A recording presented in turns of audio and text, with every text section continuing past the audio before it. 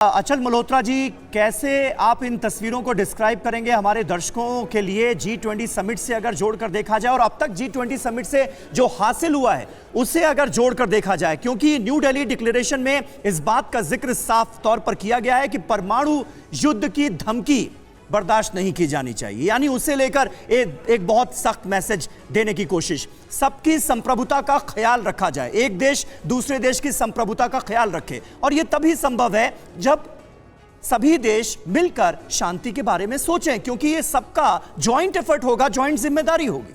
जी हाँ, बिल्कुल। देखिए, हालांकि G20 जैसा कि डिक्लेरेशन में भी कहा गया कि ये प्राइमरली एक इकोनॉमिक फोरम है, लेकिन इस बार इस बात को एक्नॉलेज किया गया है कि जो ग्लोबल कॉन्फ्लिक्ट्स हैं, जो वॉर हैं, उसका सीधा सीधा असर जो है आर्थिक सिचुएशन पे भी पड़ता है। और ये हमने देखा रशिया यूक्रेन कॉन्फ्लिक्ट से, बहुत से दूसरे कॉन्फ्लिक्ट से, एनर्जी इनसिक्योरिटी हुई, food security, fuel insecurity, fertiliser insecurity.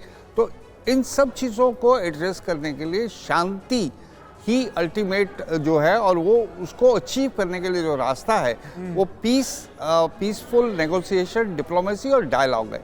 ये वो चीज़ है जिसका हम बार बार जिक्र करते हैं। सही बात है। और जब हम सॉवरेनिटी, टेरिटोरियल इंटीग्रिटी की बात करते हैं तो ये इससे तो हम काफ़ी हद तक अफेक्टेड है।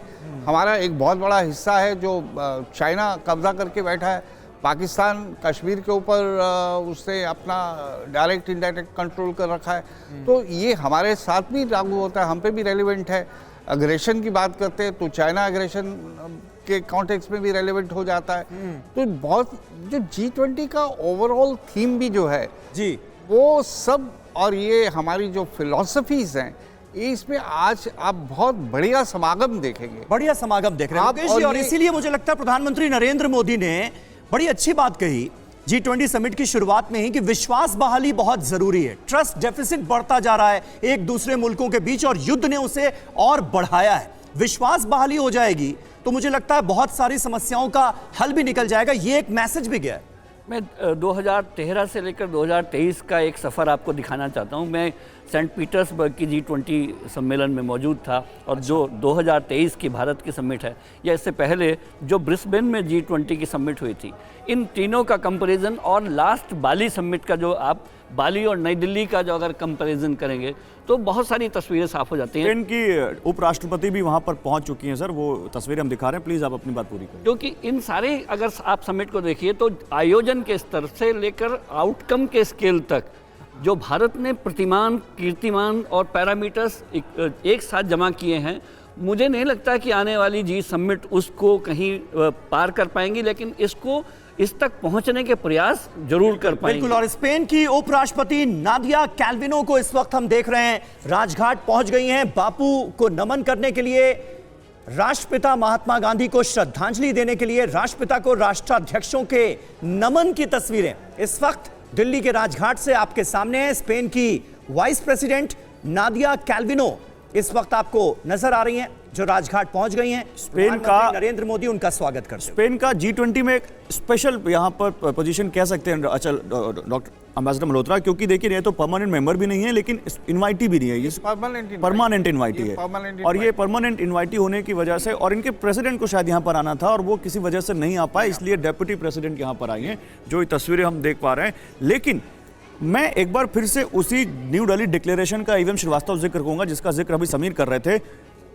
आप चाहे इंडोनेशिया का G20 देख लीजिए या इससे पहले के G20 देख लीजिए, टेररिज्म, क्योंकि कहा जाता है कि ये इकोनॉमिक फोरम है, इसलिए टेररिज्म जैसे चीज़ों को इसमें बहुत अहमियत नहीं दी जाती, लेकिन इस डिक्लेरेशन में टेररिज्म के बारे में खुलकर बात की गई है। एक जो एम्बेसडर मल्होत्रा कह रहे हैं कि इसमें साफ कहा गया पॉइंट नंबर 9 में कि जियो इकोनॉमिक्स बिना जियो पॉलिटिक्स के नहीं चल सकती। दूसरा, टेररिज्म को ख़त्म करना होगा, तभी हम पीस ला पाएंगे, और उसके लिए इंटरनेशनल लॉज को बहुत अहमियत देनी पड़ेगी। यानी टेररिज्म को लेकर भी इंडिया ने अपना जो मत है बहुत मजबूती के साथ दुनिया के सामने रखा है।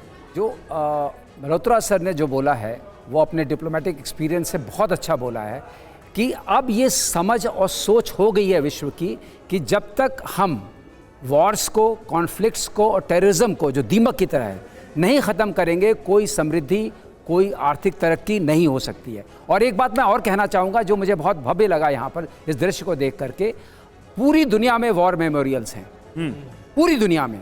लेकिन पीस मेमोरियल आपको हिंदुस्तान में ही मिलेगा। यही है पीस मेमोरियल, कोई दूसरा पीस मेमोरियल अगर आपको पता बता दीजिए।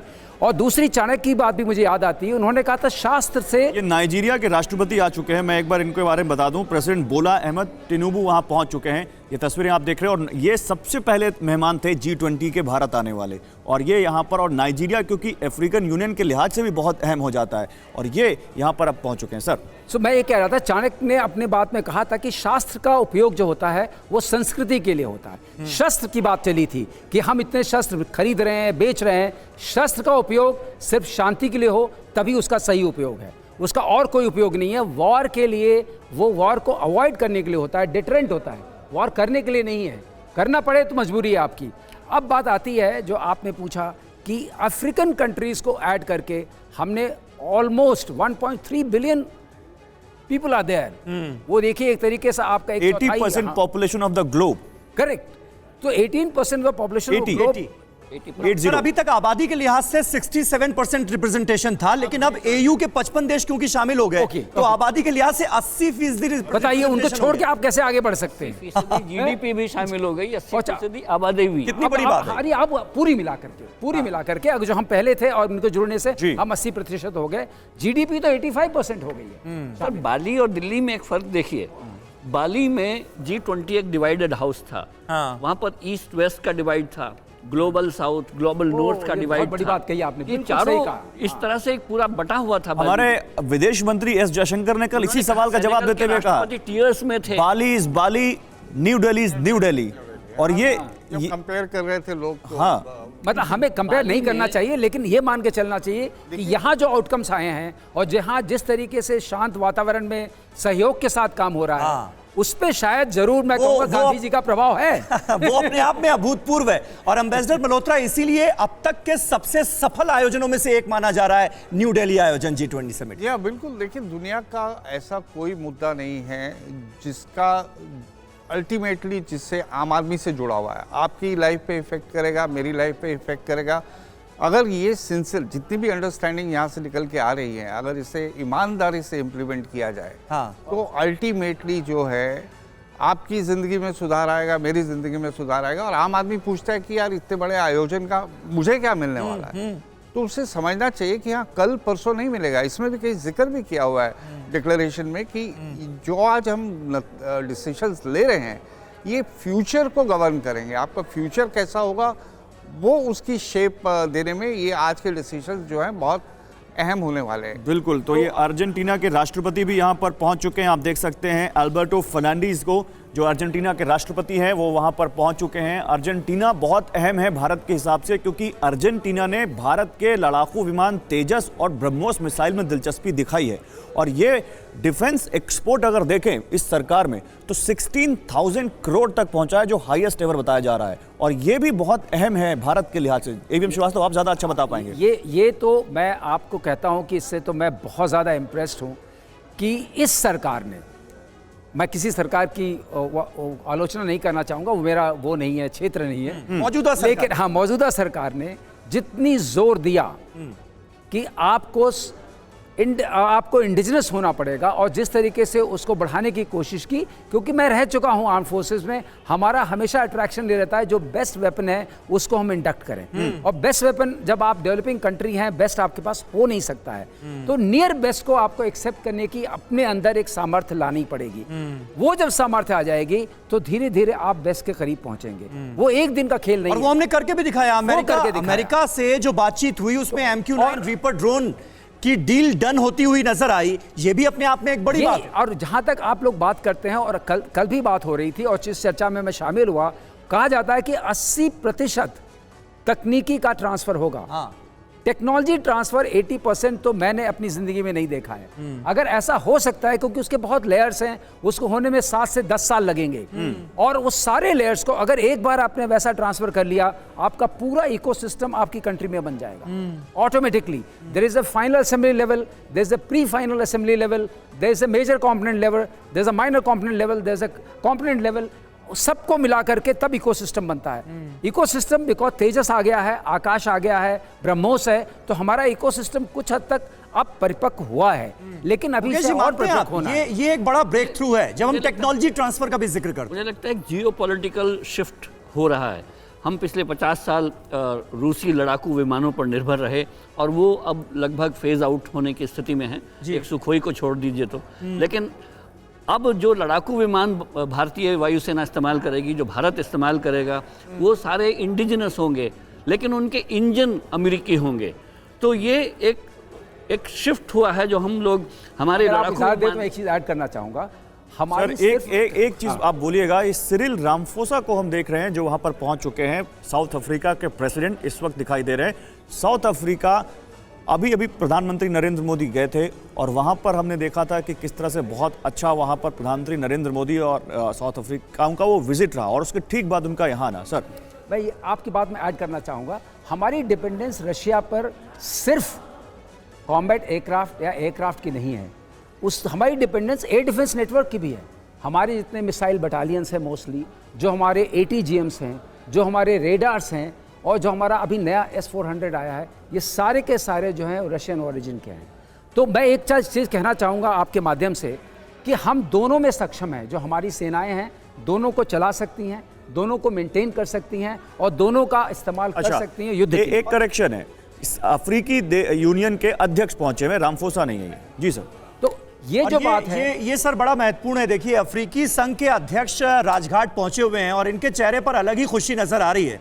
कल हमने देखा प्रधानमंत्री नरेंद्र मोदी ने जब प्रस्ताव रखा AU को स्थायी सदस्य बनाने का G20 का, और उसके बाद जब वो प्रस्ताव एक्सेप्ट हुआ तो अफ्रीकी संघ के अध्यक्ष ने प्रधानमंत्री नरेंद्र मोदी को गले लगाकर उनका धन्यवाद इनफैक्ट अभी भी लगाना चाह रहे थे, अभी भी उन्होंने वो बेरहक की तरह वो कोशिश की। आपको मैं और देखिए हाथों में हाथ नजर आ रहा है, हाथ पकड़े हुए हैं प्रधानमंत्री नरेंद्र मोदी उनका, और साबरमती आश्रम में जो महात्मा गांधी की कुटिया थी जहां पर वो रहा करते थे उसकी तस्वीर लगी हुई है।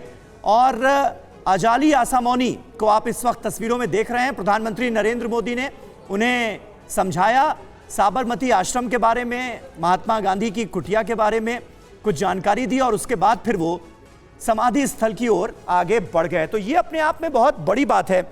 अफ्रीकन यूनियन के 55 देशों को एक तरह से चीन के चंगुल से मुक्त करा दिया गया। अगर ये कहा जाए एम्बेसडर मल्होत्रा तो गलत तो नहीं होगा?